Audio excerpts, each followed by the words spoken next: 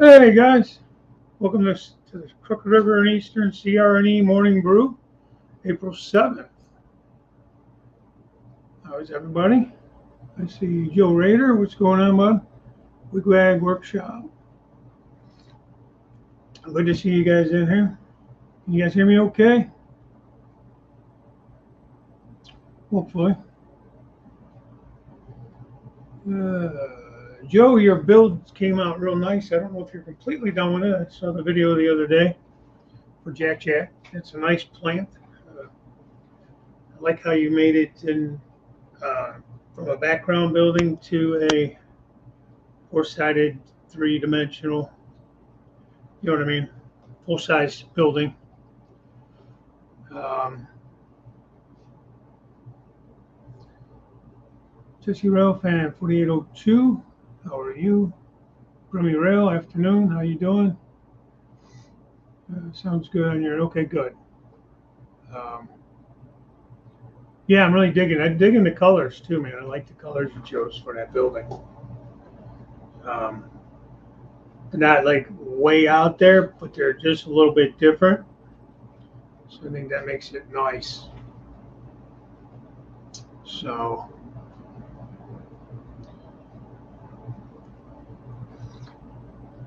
let's see. I was just talking to Jason, the train freak, a little bit.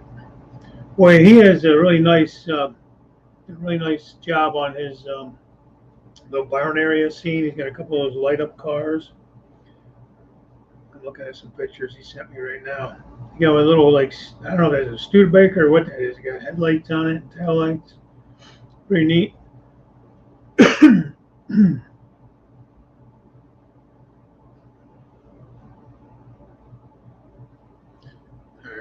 I was asking him some questions because Darren from the B&H Railroad um, and these couple of Union Pacific uh, Dash Nines from Scale Trains. They're just the operators, but they look nice, all intact, all in good shape. And I've been in the market for a couple of Union Pacifics, but I've been wanting to upgrade the decoder. It is DCC with sound, but I'm not a big fan of this essential sound. But I couldn't beat the price that he gave me on them. I mean, the only thing better would have been free, as good of a price as he gave me. So I cannot complain. But I'm thinking about upgrading this and then maybe using these in something else or something. I want to put Tsunami sound in. So that's why I've been talking with the train. Forget there he is. Just talking about the decoders and that we were discussing earlier. So I have to call Yankee Dabbler back today. The order as of this morning was still awaiting shipment. So I'm hoping to catch them before they ship out the decoders I bought. They're the wrong decoders. I need these 21 pin decoders to make things really simple. So I'm hoping I could catch them and get them to change that. I'm going to have to pay the difference. They're a little more because I'm going to step it up to the actual Tsunami 2 instead of the Tsunami Basic or whatever. Anyhow, long story short, thanks Jason for all the help. I'm hoping I can get that switched. If not, I guess, I don't know. Maybe I'll just get them and have to send them back. It'd save me the headache of doing that if I could catch them.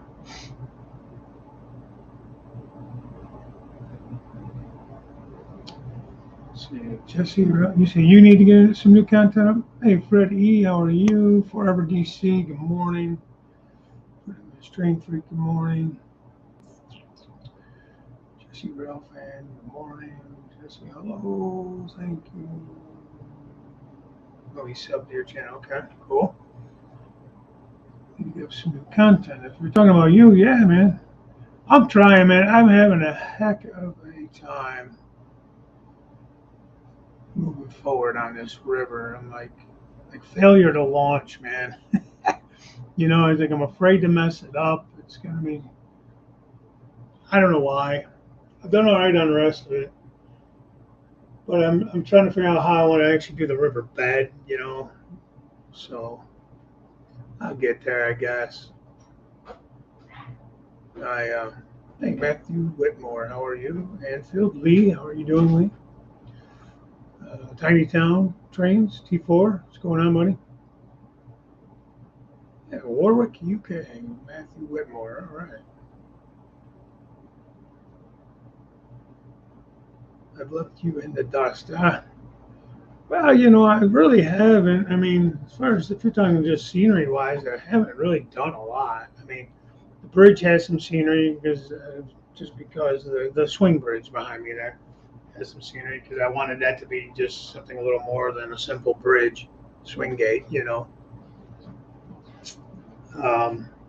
I'm working on the river scene, but other than that, really nothing. The co-op I got sitting in there, just loosely sitting in place. Tried to do a little bit of like gravel around the tracks in that area a little bit, but nothing major really. Um, I have a lot to do there. I was just setting that in place so I knew where to place the trackage, the storage tracks, and all that stuff. So that's the only reason that's up and sitting out on the layout. I haven't done any work on it really. But that was all stuff in the works, man, in the works. So I'm watching videos and stuff, trying to get better ideas on how to do the riverbed to get it ready to go. I don't want to go through all this work with all the trees and the river banks and everything, and then have the river look like total garbage.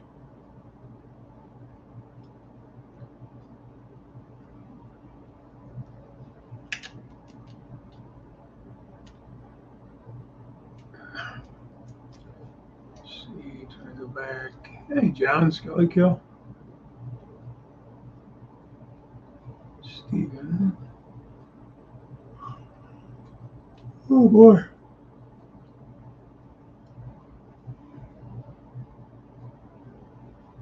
No, that's the problem too. He was saying he has some videos he needs to edit and post.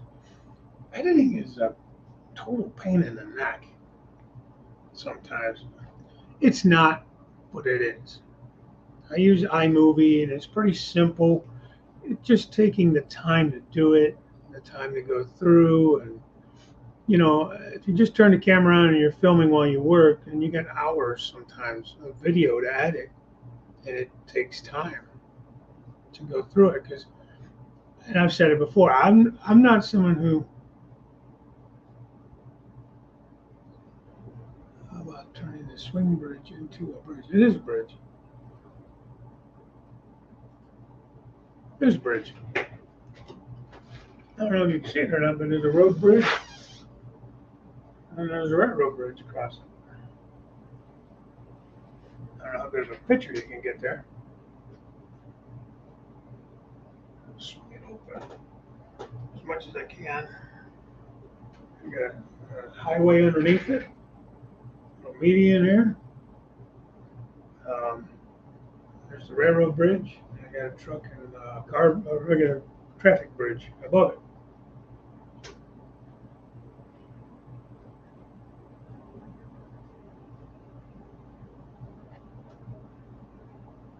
So there you go. Back for rails. How are you, buddy?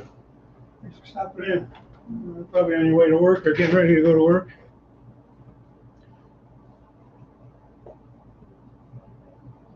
Thanks, Lee. Yeah, and Joe, that's fine. And if I could ever stop being so damn long-winded when I make a video and just throw it out there, it is what it is, and I could keep it down to, 5, 6, 8 minutes, that'd be one thing. But I just get to rambling on. Next thing you know, I got 10, 15, 20-minute videos, and I don't like watching videos that long unless it's literally a how-to, step-by-step I'm watching. Even at that, it gets a little long. If you're just watching somebody paint or something like that, you kind of fast forward through it a little bit. So that's why a lot of my videos, you see a lot of those little split screens, like where it's kind of transitioning into the next frame and that, because I just sometimes if I'm doing the same exact thing, I'm just laying down some glue. You get the idea. I'm laying down glue. I'm not going to show you the whole 5 minutes of me laying down glue. I'm going to show you a couple, 15, 20 seconds of it. You're getting the idea where I'm putting the glue. Now, if I'm doing something specific with the glue, okay, I'm going to put a dab here, a dab there. So I have little tufts of glue or spots where I'm going to put tufts of like static grass or something. Then maybe I'll leave it like that so you get more of an idea of how I'm doing it. But if I'm covering and coating an area with glue, so I can just static grass the whole thing or ground foam the whole thing. Nobody, you get the idea. You don't need to see me doing that for 5 minutes. That's a waste of time. You know what I mean? Not 5 minutes, but you get the idea. So that's why I like to edit some of that out. In fact, I want to try Keen Master. I know some of you guys use that. I like iMovie, but I'm thinking about just trying some different things to see how I like them. Anthony, Georgia Sundown, how are you? Good to see you. But so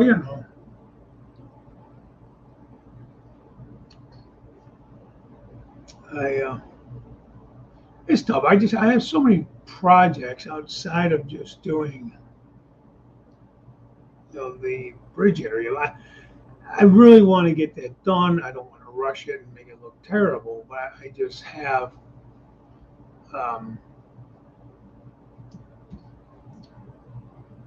I can't run trains really. I'm having to mess around switching and just things like that, but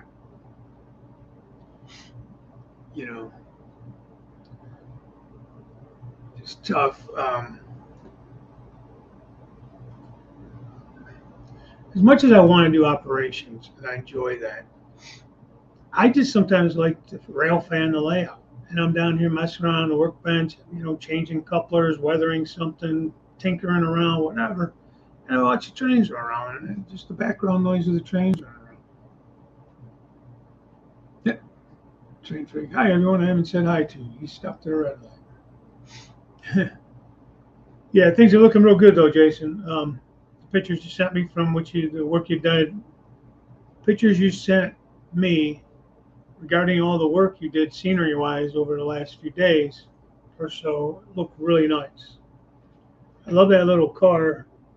There's a Studebaker or what? I love that little car that has the taillights and the headlights. I might look into getting some of those. Gotta find some good prices on that stuff. But yeah, I like that. It's neat. I gotta find somewhere that is reasonably priced that sells modern cars. You can find tractor trailers and stuff fairly reasonable. Was it that Truck Stop Hobbies or whatever, 187th scale Truck Stop Hobbies that I got the dry bulk tanker from. They're not too badly priced trucks and that, but they don't have cars. I really want some more modern vehicles. You either go way back to the 50s and 60s, or you got some 70s, 80s, maybe 90s, but I'm modeling today, basically, within the last 5 years or 10 years. So I need like 2000s, 2010s and above. Well, yeah, Anthony, the 80s and 90s are a little harder to find too, but I find like the older stuff is more popular, like cars, like the what's it called? Micro scales or mini classics, I think it's called. They have a decent amount. Pre-60s, yeah, but I feel like those mini classics, I don't know if that's what they're called, classic cars. Damn it. I feel like they have a lot of stuff that's older that you can get easier than you can find stuff that's like 2000s. But I don't know. That's where I spend enough money. Just trying to get the trains where I want them. So, for anybody that is looking for anything Norfolk Southern, Darren B&H, reach out to him. He's got a couple of, let me see if I can find them. Norfolk Southerns for sale. They are SD70s maybe. I think that's about $180 a piece for them, but they're I think it's Tsunami 2. They're after Genesis. I think it's Tsunami anyways. I don't know if it's Tsunami 2 or not, but I have to go back 100 years in his voicemails. Him and I can get long-winded once in a while. We talk probably about every day, him and I. Bouncing things off of one another. You know, what do you think of this? What do you think of that? So, he's a good guy. Busy guy, though, man. Yeah, this guy, he's got, I think he might have sold the Atlas he had.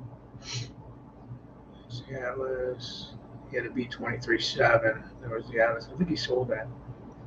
Norfolk Southern, SD70M, Genesis, with Tsunami 2 sound. I don't think it has the LEDs. Let's see, older one. Those are the ones I bought.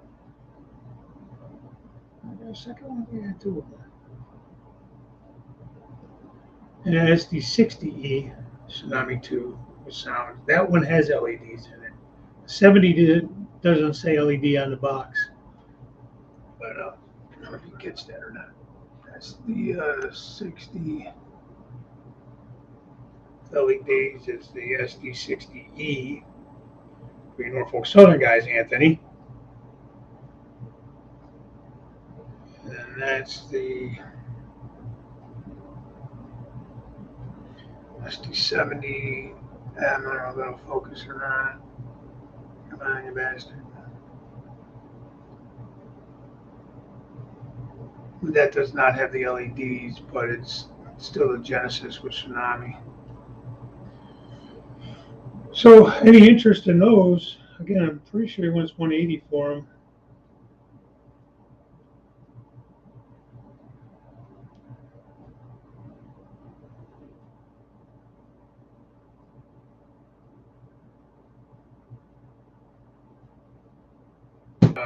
Sorry, my daughter. She always texts me. Yeah, I love the Tsunami too. As much as you guys know, I'm a Scale Trains fan, and I love their product. I think it's them and Athearn Genesis, especially the River Counter and the Genesis, I would say are pretty much neck and neck, detail-wise, quality-wise. I think Scale Trains has them on the weight and everything. But now I don't hate the ESU sound, but I think Tsunami, especially the Tsunami 2 sound, is better. I think it sounds better. I don't know if it's a speaker thing, if I need to change speakers out in these things to see, because I just feel like it's tinny. I don't know how else to explain it. It's tinny. And everybody I've said that to says, yes, I agree. That's what it sounds like. Regarding the ESU.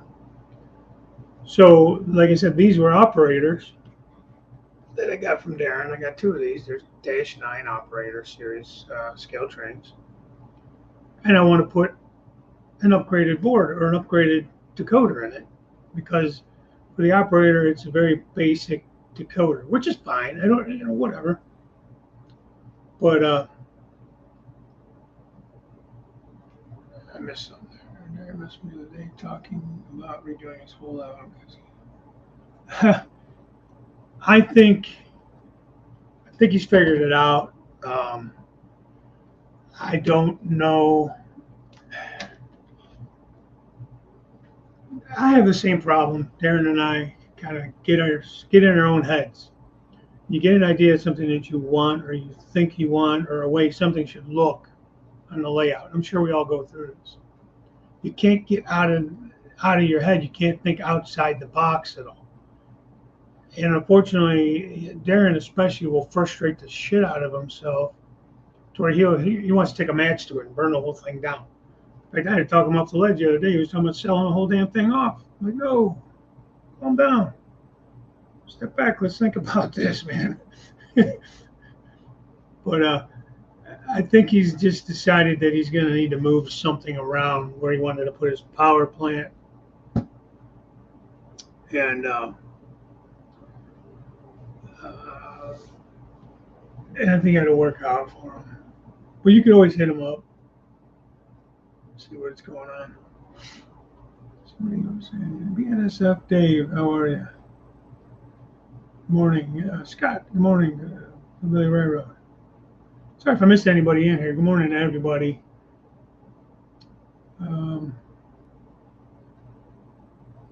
Pepper Rails, I said hi to you. Lessons changing. That's kind of true. Yeah, 2000, 210, 220. Yes and no, pretty much on that. But yeah, I see where you're going with it.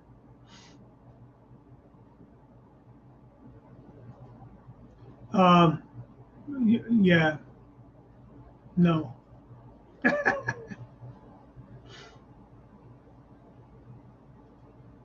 U of M fight zone. I want this layout to be a winner, man. Why would I play that fight zone?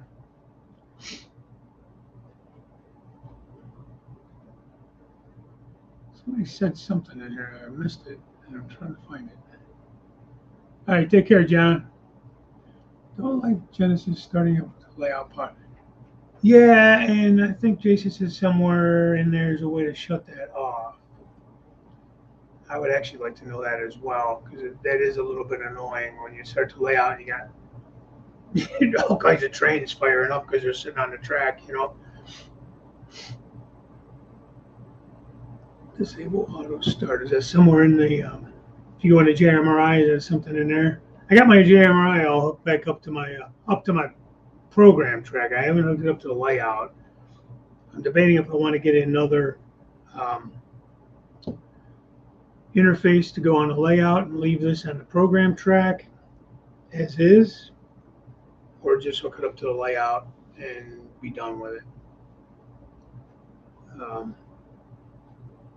even with these ESU, and that was why I was having a hard time programming them the other day. I was like, what the hell? They don't want to respond. And I don't know if it's because it's ESU, but I didn't think that the ESU essential decoders, the basic decoders, were programmable with the ESU programmer. I could be wrong. And I was just starting to get into all this stuff when I tore things down, so I'm really kind of dumb to it. So I don't know if Decoder Pro offers. Fred, did I say hi to you? Man, you guys been watching Fred's series, man. He's got a dangerous layout, man. People dying on that thing, committing suicide, or maybe somebody pushed him. I don't know. CV114, Jason. And what do you set that to?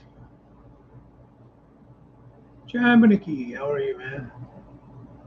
I want to say your name right. I like saying it that way. I don't know if I'm saying it right or not. Benicki. Fire plant directly above the coal chute, rotary dumper loads coal into the funnel that does reloading, just like in a smuggler.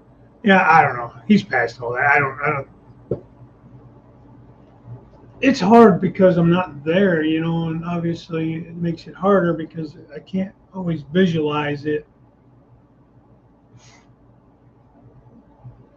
Decoder Pro, it's fine by Decoder Pro doesn't program anything higher than TV255 with soundtracks.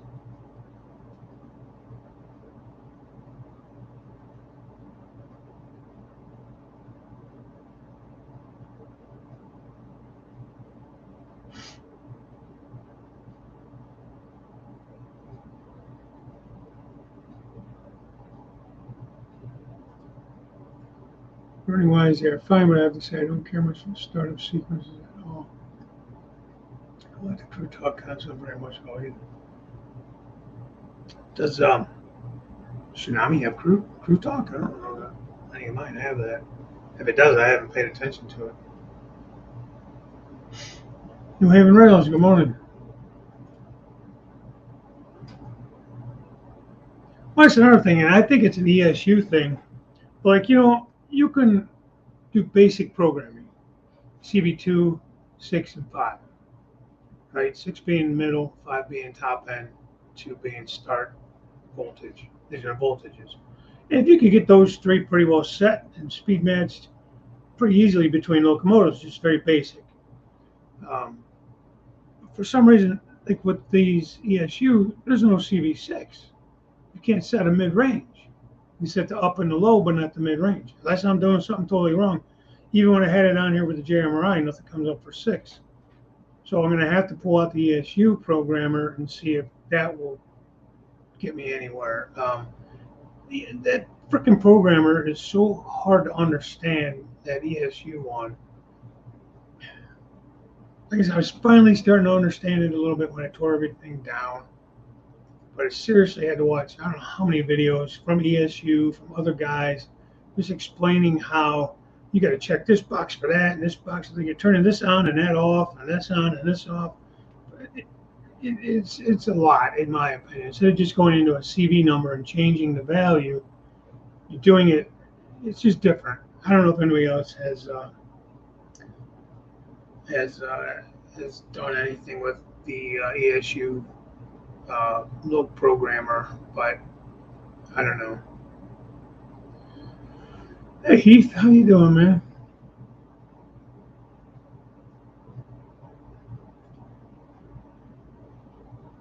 MTH, I do not have any MTHs at all. I have a couple Broadway Limited, and they're different too, to be honest with you, the way they program. But they have the cab chatter, and I do like the cab light.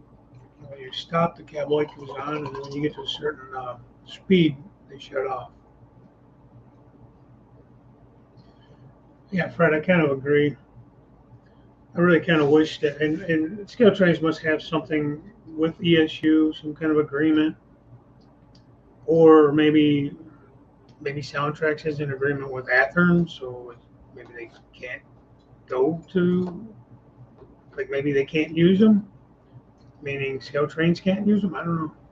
I know there's some kind of bad blood between them two in the beginning, anyways. A bunch of them worked for Athearn, and then they started this as their own company, Scale Trains. But I'm actually thinking about just buying the DCC ready ones now, from now on, and just going with Tsunami. And we're talking to Jason, if I just pick up the 21 pin decoders, it's a matter of unplugging and plugging. It should be. Do you know if that affects anything else, Jason? I mean, it shouldn't affect any like light functions and things with scale trains, or maybe you don't know. That's my only worry, because I remember reading some stuff on the MTH with their DCS stuff or whatever they have. Because before scale trains came out with the Spirit units, I was going to go with the MTH ones, but just from what I was reading, people were saying that their electronics weren't the best in those, so to go with the DCC ready and then install your own decoder. But something with the way the lighting is wired, you're going to have to like do some kind of different wiring for the lighting, unless I was totally misunderstanding everything, which is always possible, guys, with me. I'm no pro at this stuff, believe me when I tell you. I love it. I want to learn it. I try to learn it. Jason's trying to help me like a lot with signaling and blocks and stuff. I'm still like, I understand it for a minute, and then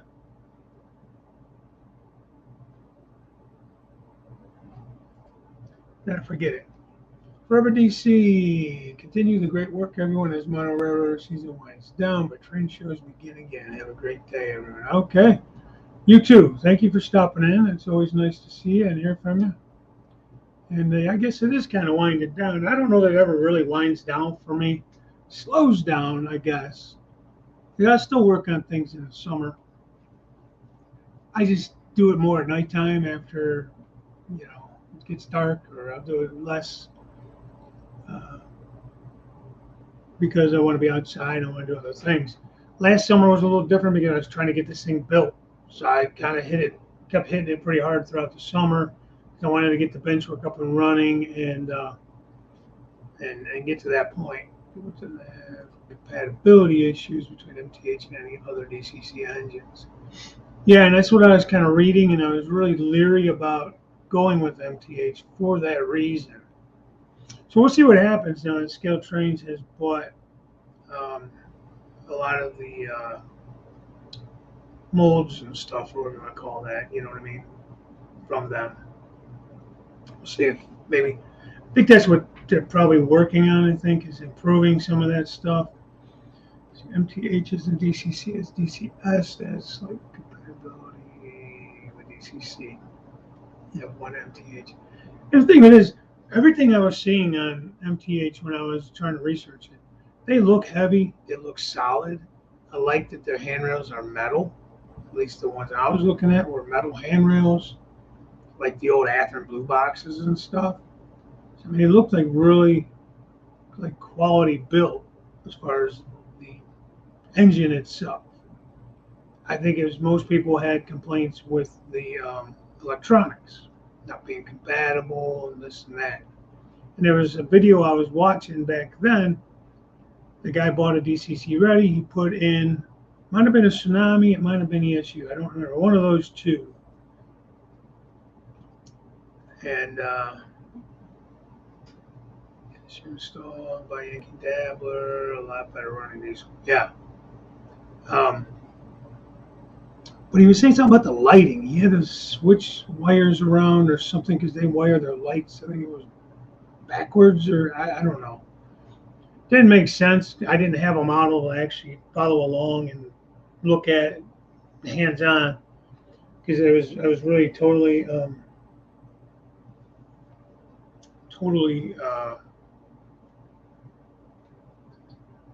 understand it, I guess, because I'm more hands on.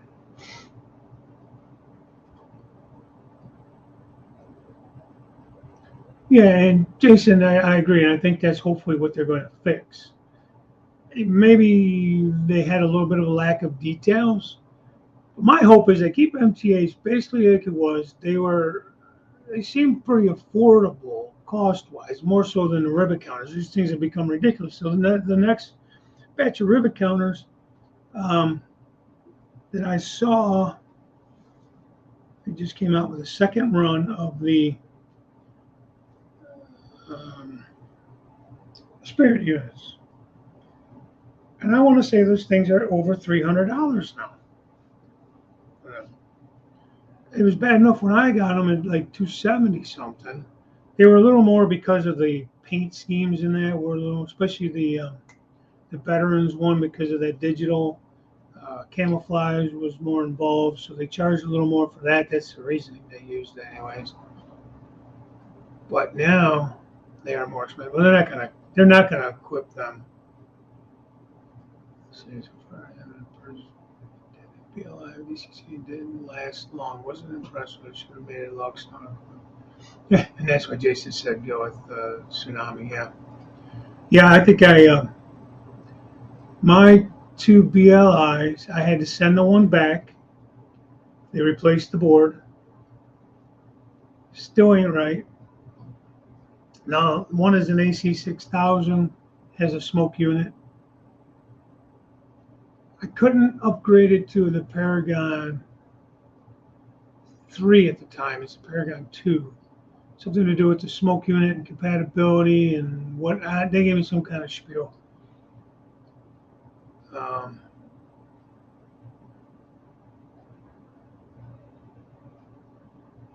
so they replaced it. It works okay. I feel if you run it too long, it's like it messes up. You have to like almost shut it down and reset it almost. I feel like I'm resetting these stupid locomotives, whether it be something I'm doing wrong or what, I don't know. Because I have an ES44 from them as well. There's a smoke unit. And it's another nice unit. You've probably seen it in some of the videos. I did that little shorts video where it was smoking. That's the unit. And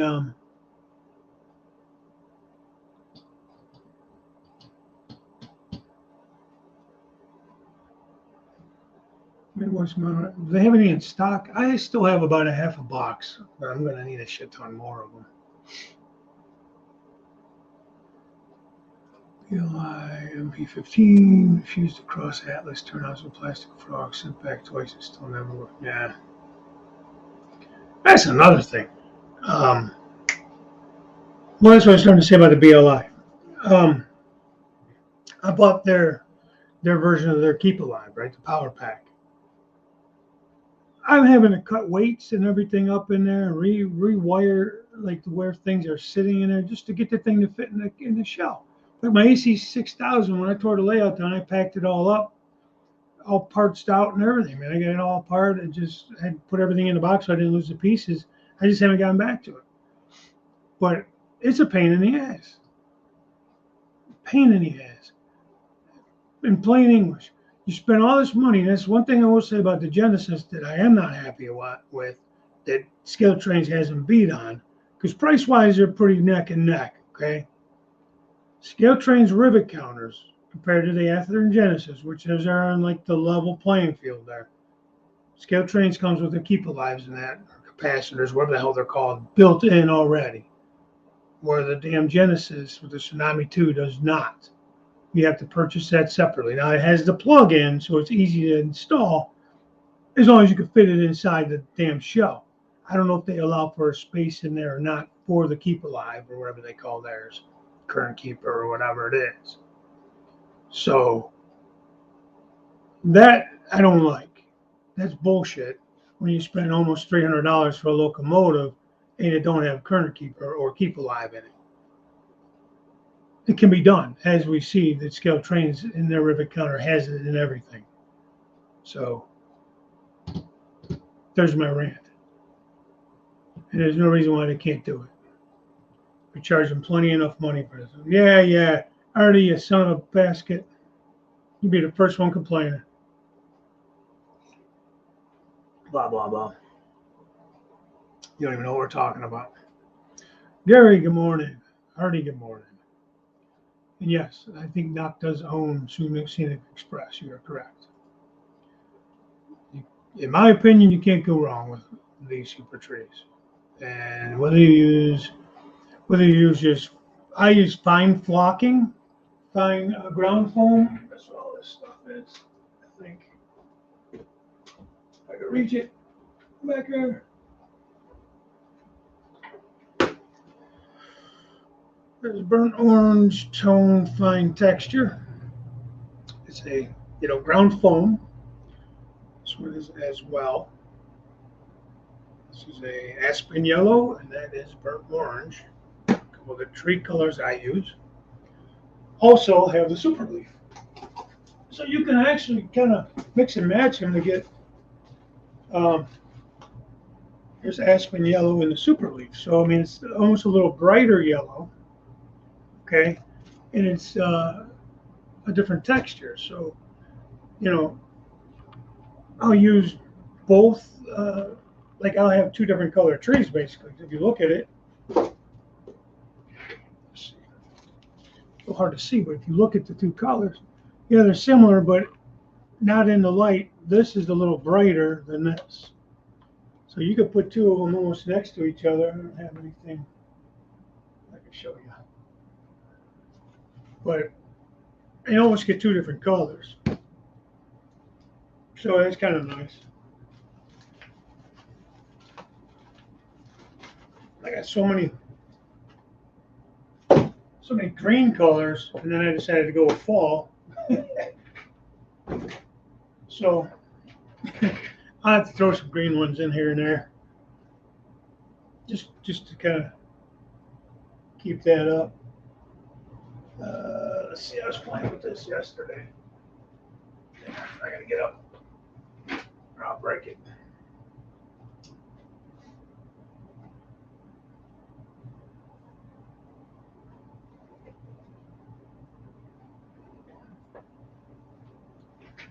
I was trying to kind of go off of that method that I did on those other trees that Puma Dioramas do. And so this is a super tree. And I sprayed it with hairspray, and I just sprinkled some like 7 and 12 millimeter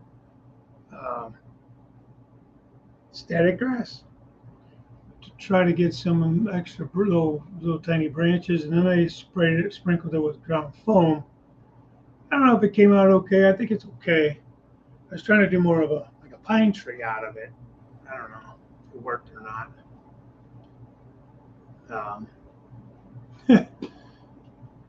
But I'm just trying to experiment with different stuff. So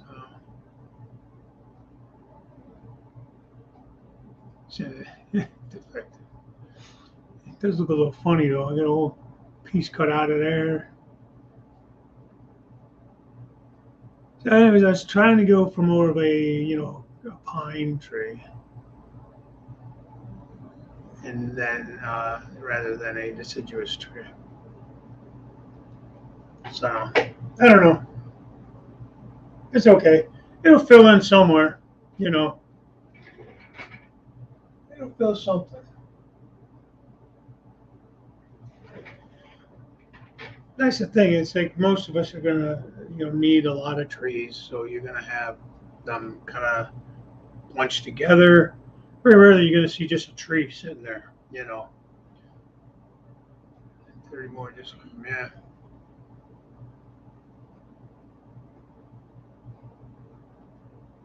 It's pretty good, Dave. We'll talk to you later about that method. All right. Pine tree, North Carolina. Yeah. Ohio and North Carolina are really not all that different. I mean, they are, but they aren't. I mean, you guys have seasons just like we do. Our winter's more harsh and it's longer. However, you do go through the seasons, which I kind of like that. My problem is it doesn't stay warm enough all year. I'm going to move south. I want to go south where it's going to be damn near summertime all year round. Joe says he uses Long Shadow does good work. I just enjoy making my own, for the cost of, I know like Andy Mano, he buys a lot from Long Shadow. I don't know what he pays for them, but he usually buys them in lots of like 50 or something. So he probably gets a discount because he buys a bunch. But if you buy the larger box of Scenic Express super trees, you got to do some work to them. You got to clean them up. You break them down, and you make smaller trees out of them, or you keep some of them. If you just go all big trees, yeah, you're only going to get, I don't know, maybe 25, 30 trees.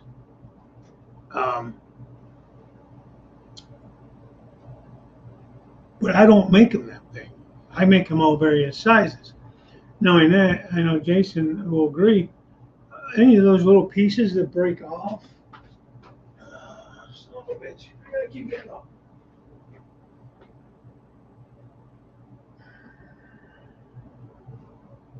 I already made some water everywhere.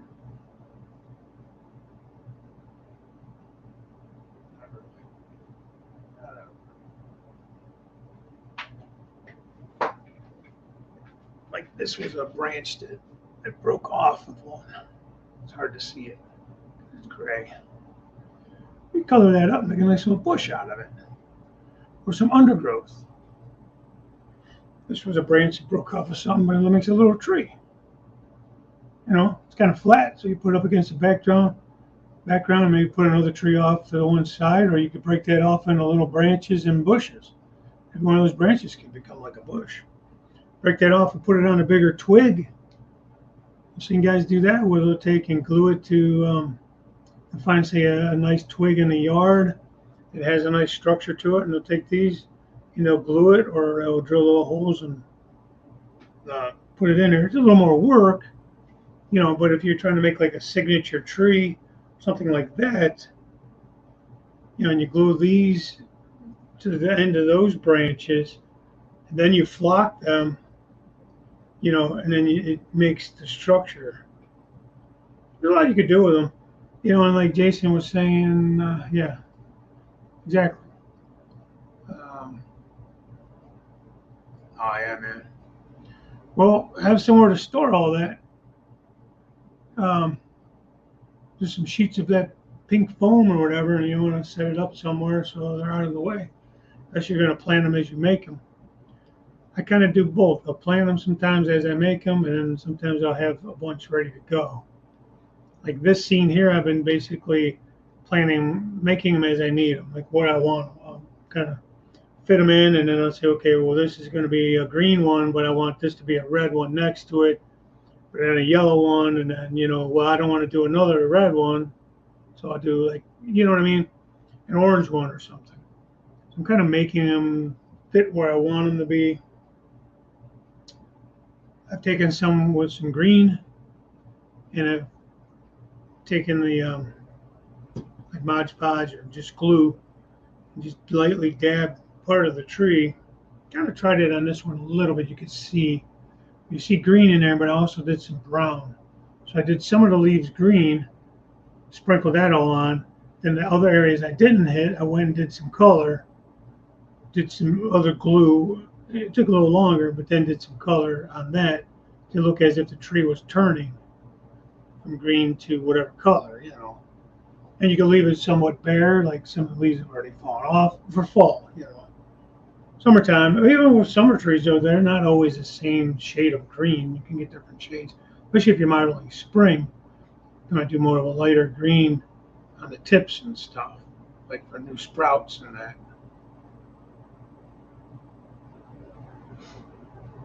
Yeah, I use an old soldering iron, and it works basically the same as a wood burner, I guess.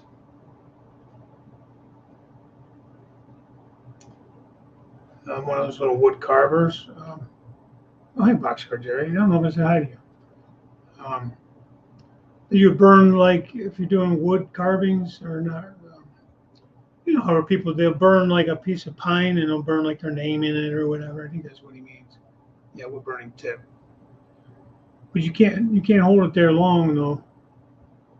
And as you're touching, like if you have a bend here and you want to bend it straight, so you got to kind of touch it where that bend is as you're putting some light pressure to kind of straighten it and take that heat off and then leave it, and it straightens it out.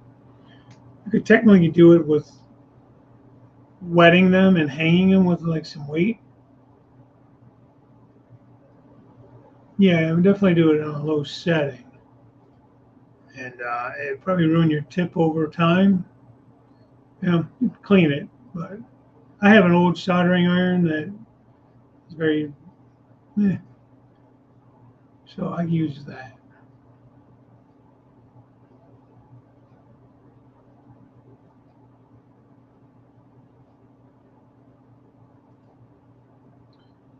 And you get that. I took heaps of fall tree colored trees in upstate in South Carolina, and you can get so many different colors just in one tree.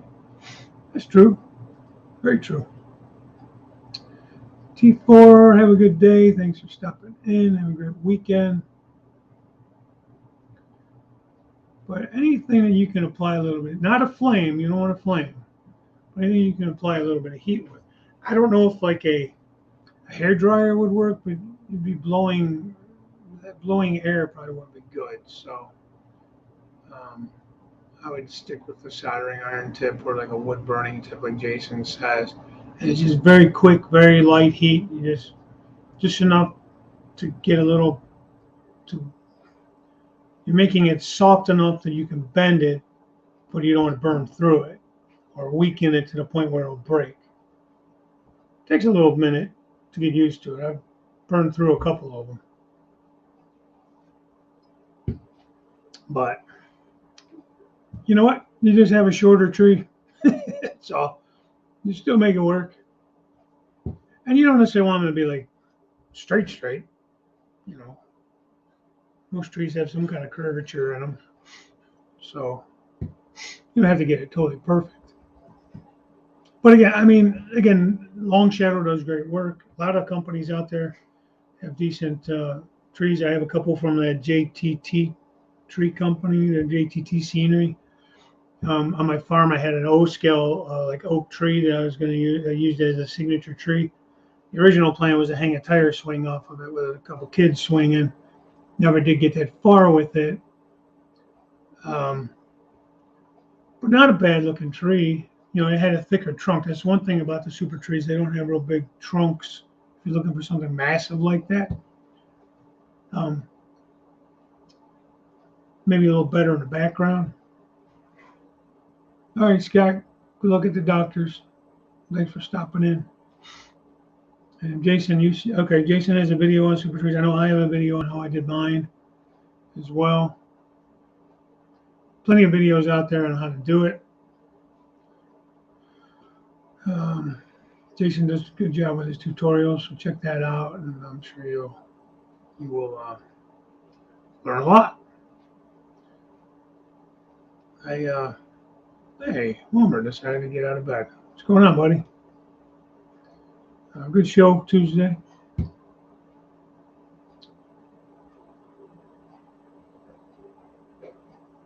Wilmer.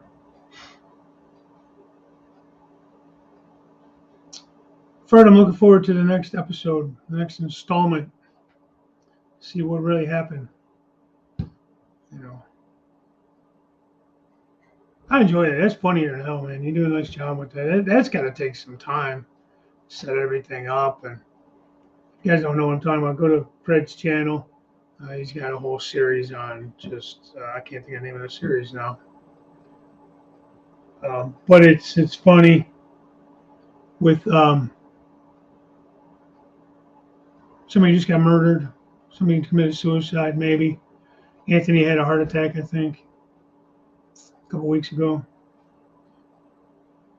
Yeah. But it's good fun, man. But it's got to take you some time, Fred. And I enjoy it. I don't know. I think other guys do too. It seems like you get a pretty good following on it. I mean, it's fun. That's what we were saying about summer. You know, the model railroading season is kind of coming to a close here in another month or roughly a month. End of this month probably. As we start to roll into spring and summer, you got promoted to dock foreman. That's right. I must have died a long time ago. I think I was in one of his videos a long time back, and I don't think I've seen me in there in a while. But even if, like I said, last summer was different for me because I was trying to get the bench work off because I wanted to get trains running, you know. So I kind of stayed pretty hard at it last summer, which it was easier to cut wood and stuff outside. I didn't have to go out in the garage all the time and deal with it being snowy and cold and rainy and whatever. I could set up my sawhorses in the driveway and have room to work, and you know, it was nice. Oh, Anthony just fainted. Okay. I thought he had a heart attack. I think we were worried that he had a heart attack. But yeah, Joe, railroad season is never over.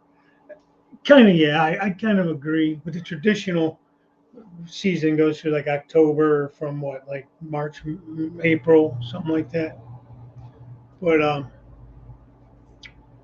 what I do like to do, even if I'm not doing anything major, is I run trains. I'll come down here, just relax. I kick the TV on, watch some shows, whatever, watch some YouTube.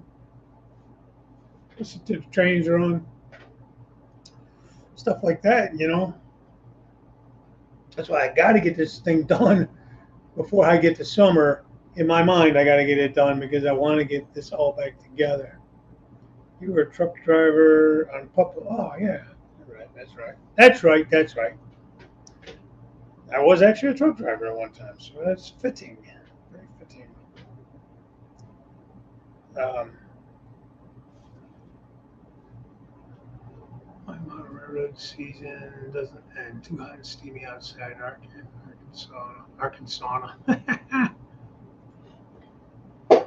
Yeah, well, it's nice here in the summer. We get some hot, humid days, 90s plus. We get some up there in the humidity.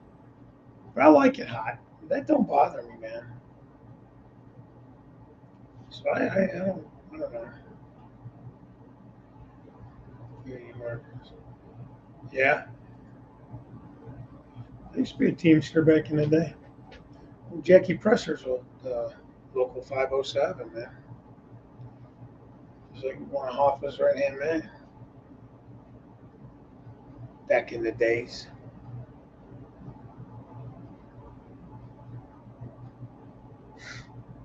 So you're on this track is turning a nice shade of green. Yeah, my basement stays okay as long as if once we turn the air on for the year for the summer, I generally kind of leave it on. I may turn it up so it's not so cold in here. Um, but like Joe, my basement's always cool. Like even in the winter, it's like I got a little space heater I'm running. Only when I'm down here I run it. But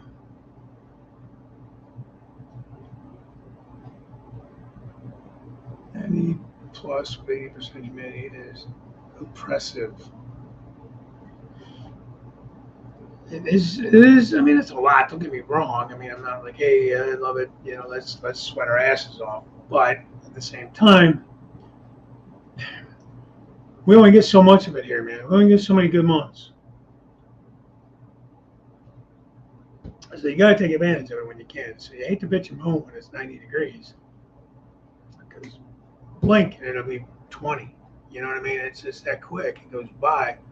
In the last couple of summers, I feel like we haven't even gotten any really nice summer type weather until almost July.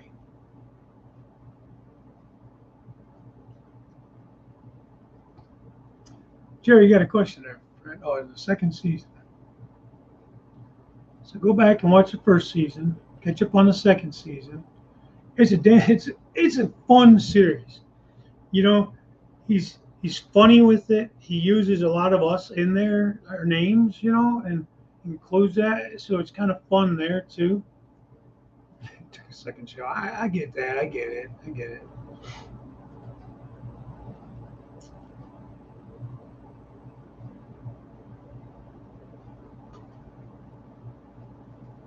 Oh, for the whole house, you mean you put a bigger heater in, or just for the basement? I have just a stand-up heater. I want to get something different, maybe something that oscillates, so I can kind of spread it around the room more. This one here is just one that I had, and it just an electric space heater. Just kind of it has a, I guess it has a blower on it, but you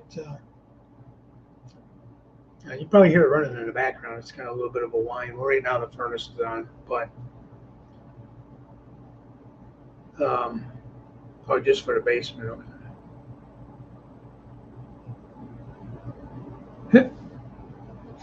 Yeah, and your neighbors thank you. Your neighbors also thank you.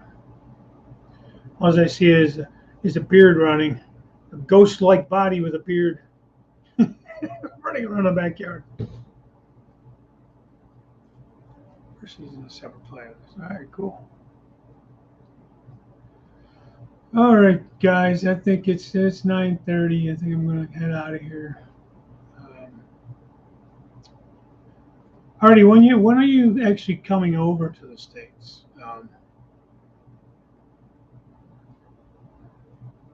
Yeah, well, you guys. I think I told you last night. You need to build a damn ark, float on over to the States. All the rain you're having. What are you actually planned on? Like the dates you're coming? From what to what? I know you're planning on being over at Strasbourg, I think, right? May 20th to the 22nd. Wish you guys head over to Sparky's channel. He's got merchandise over there for sale on Teespring. There's a video there from I think last week or earlier this week that has kind of an itinerary laid out that he's doing. I like to lay track in the summer. Okay.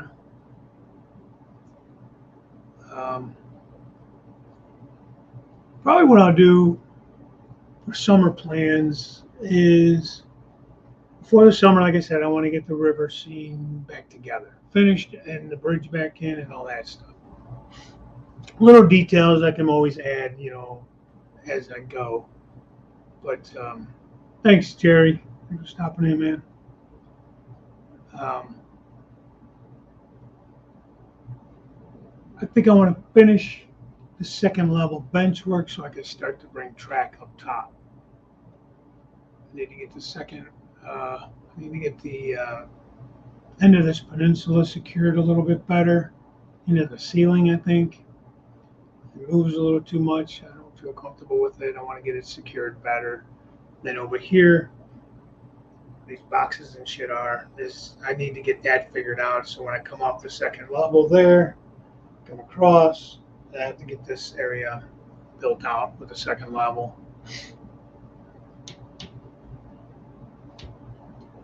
And then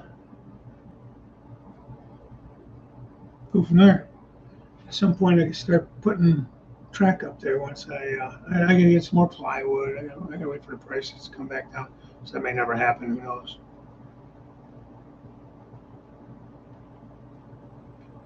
Yeah, I'm gonna put the bridge back in, and I want to do the river first, and then it's gonna be easier to do the river with the bridge out. So then what I would do at that point is do the river, put the bridge in, then I'll probably work on scenery in front of the bridge, on the front side of the bridge. The back side is going to be, it's done. I'm not doing any more there. You can, because when I had it in last week on the show, just to show it temporarily in, a lot of the work I did, you don't even see. So I'm not going to do any more back there. It's going to just be a waste. So I, I'll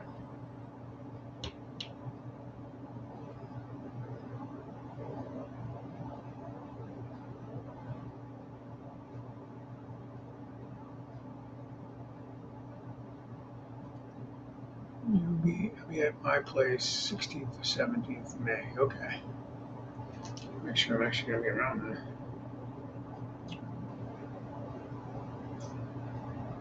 That's weekdays, man. 17th is a Tuesday. I'll be off on Tuesdays. Well, let me know. We'll figure it out, man. Figure something out.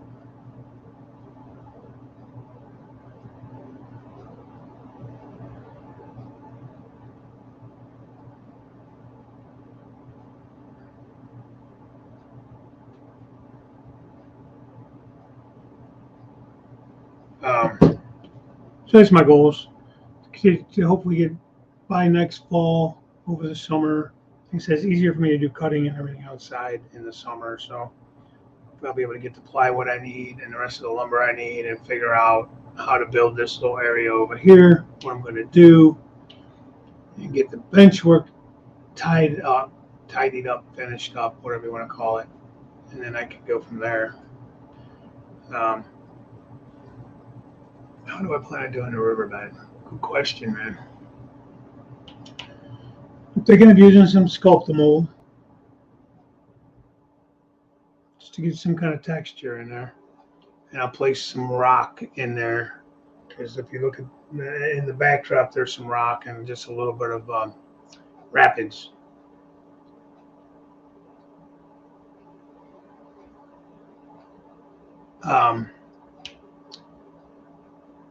So either Sculptamold or maybe just some, I don't know, drywall compound or plaster of Paris to kind of just get a little bit of texture in the basin. And then I'll add, like I said, rocks, some dead wood, things like that. What am I going to use there to dress it up before I pour the water? Yeah, I'm going to do something on the bottom so I can paint it and color it. Because right now it's just like plywood. So that's not going to really paint up that great. So I'll do that so I can get some like depth. I'll paint like the middle a little deeper and then less on the outside. I was going to go with murky, but when I look at this river, because it's got some rapids in it, it's more of a blue green than a brown green. So I'm going to have to play around with colors to try to match that up. When originally I looked at it, I thought it was more murky. A lot of that up in this area. So I'm gonna have to see. Probably won't notice it that much. And Jason, I'm thinking I want it to become more of a lazy river, so I'm kind of thinking as it comes this way, it's kind of opening up and slowing down. You know what I mean? It's coming from like a narrow area with more rock and stuff to like more of an open area where the bridge goes across. Um, that's what it looks like, anyways. It looks like it's getting narrow. I keep pointing over there because that's where it's at. Getting narrower in the back.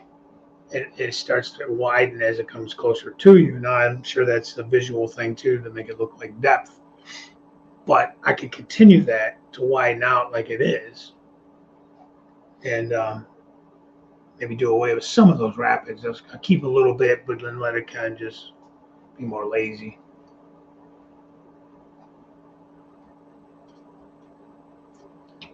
And we'll see. I mean, worst case, it comes out terrible, and I'll have to somehow tear it out. That's why I want to make sure I put some Sculptamold or plaster or something down first. I wonder if I should put like a layer of plastic wrap or something. I got to figure out what to put up against the backdrop so it doesn't ruin and wick up the backdrop. I didn't think about that. I have maybe like some plexiglass I could use. I have some, I thought about cutting some of like this type of stuff, cutting the clear. I mean, obviously not this one because it's dirty, but cutting that out. But I don't have anything wide enough. I don't want to have anything that has a seam in it, you know, because this will stay up there. Yeah, I'll cut it level, but it's going to basically stay. I'm not going to pull it out. So I'm going to put that up against the backdrop so that it's see-through to a point. But it's going to probably climb up the backdrop. I don't know. What do you think? Maybe a quarter inch, half an inch? I don't know. So we'll have to see there. So I'm trying to find. I have an old poster that I don't use anymore that has like that, plastic. It's the glass, so it's plastic. It's a poster frame. So I'm thinking about taking that and cutting a little strip off because that's going to be wide enough to cover the whole area. Then I'll use some like a bead of like clear silicone to set it in so it doesn't leak. And I'll probably put a bead of silicone all down the edges of both sides, even though I don't think it'll leak anywhere. And then of course on the front, I'll have to do that. And because the front of this is going to have, I'm going to cut the fascia out to fit the scene. And I'm going to do that all around the layout. Some guys like it straight at the top and level. I'm going to use that. I'm going to take it and follow the landforms, with my fascia board when I get to that point.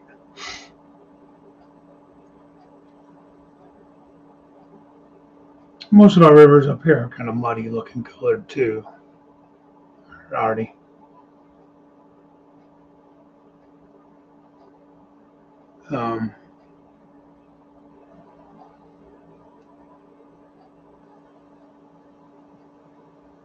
But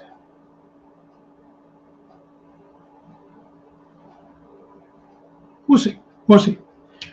That's kind of why I haven't done it yet. I'm kind of still contemplating, and like I said earlier, it's kind of like a failure to launch kind of situation where I'm afraid to pull the trigger because I don't want to do it again. So I'm trying to make sure I do it right first time.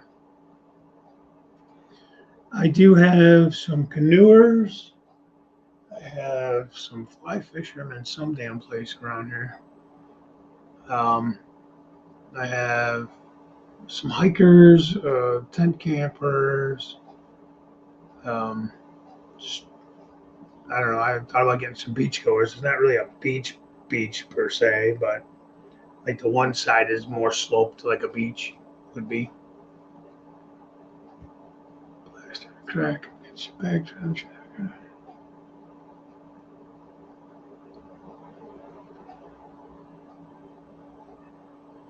the when I did the backdrop in this scene already, I did that. I took the paper tape, drywall tape, and I did all the edges all the way around the three sides. and then plastered that all smooth with drywall compound. So I should be good there. My only worry is I have some screw. Somewhere I think I had a screw hole. I think it's actually covered up with the foam, pink foam though, when I built the sides. I think there was a couple of screw holes because I had used this piece of wood before and I set it in the bottom because it fit perfectly.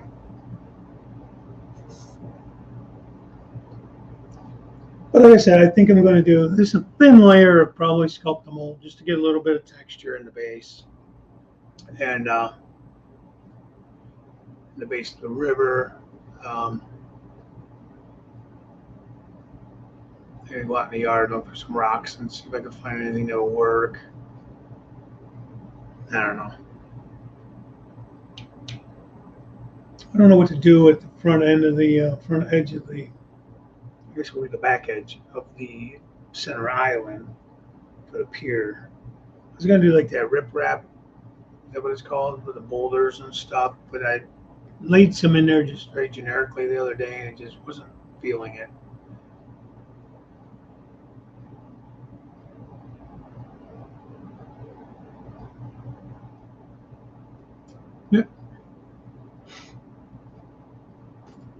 Yeah, and I'll do that with the front. I took a piece of scrap masonite and screw it there. And probably put a little bead of caulk or something against it so it doesn't drip, like against, not on top, but against it so it doesn't leak through. We'll see. I know that shit goes everywhere here. It finds any little crack. Well, all right, I'm gonna go. I gotta see what time Yankee Dabbler opens. I think it's 10 o'clock. Anybody know? I'm gonna try to call them bastards and see if they can switch this order around.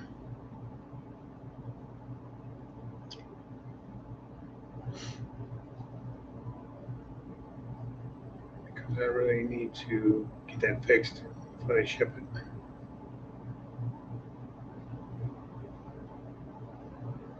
Ideally, anyways.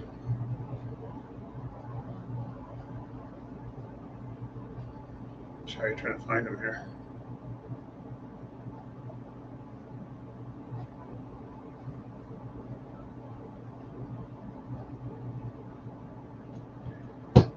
All right. Seriously though, I'm gonna go, you guys. Yeah, I saw that. Thank you for that. You guys hit up Darren if you're interested in those two Norfolk Southern locomotives, the SD60 and the SD70. I believe he's asking 180 a piece, which, you know, brand new, those Tsunami, Athearn Genesis Tsunami 2s are at least 250, probably more than that. And I believe he did buy those new. So he's cutting, you know, 50, 60, 70 bucks off of those. And he, you know, Darren, he never has a layout up and running. So they've basically been in the boxes. So they're pretty much brand new. Maybe lightly ran, if anything. And he's meticulous about taking care of his stuff. Like ridiculously meticulous. So, anyways, check out